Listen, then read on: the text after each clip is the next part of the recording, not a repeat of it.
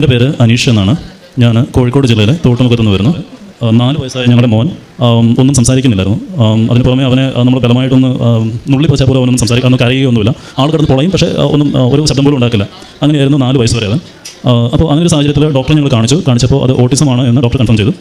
അവന് ട്രീറ്റ്മെൻറ്റ് വേണമെന്ന് പറഞ്ഞു നിൽക്കുകയായിരുന്നു. വളരെയധികം തകർന്നു പോയ ഒരു നിമിഷമായിരുന്നത്. ഞങ്ങൾക്ക് എന്ത് ചെയ്യണമെന്ന് അറിയാതെ വല്ലാതെ തകർന്നു നിൽക്കുകയാണ്. ആ നിമിഷം മുതൽ കൃപാസനത്തിൽ ഉടമ്പടി എടുക്കാമെന്ന് തീരുമാനിച്ച നിമിഷം മുതൽ എന്ത് ചെയ്യണമെന്ന് അതുവരെ ഒരു ധാരണയുമില്ലായിരുന്നു. എനിക്ക് എന്ത് ചെയ്യണമെന്നുള്ള ധാരണകൾ ഓരോരുത്തരായി തരാൻ തുടങ്ങി. ഓരോരുത്തരുടെയും മാതാവ് ഇടപെട്ടു.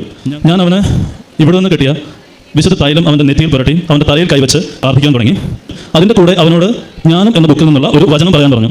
ജ്ഞാനം 10:21 ജ്ഞാനം വാതുർക്കുകയും ശിശുക്കളുടെ നാസ്പദമായി സംസാരിക്കാൻ കഴിയുന്നതും ചെയ്തു. ഈ വചനവും അവൻ തുടർച്ചയായിട്ട് പ്രാർത്ഥിച്ചു. ഇന്ന് അവന് ഒരു കുഴപ്പമില്ല.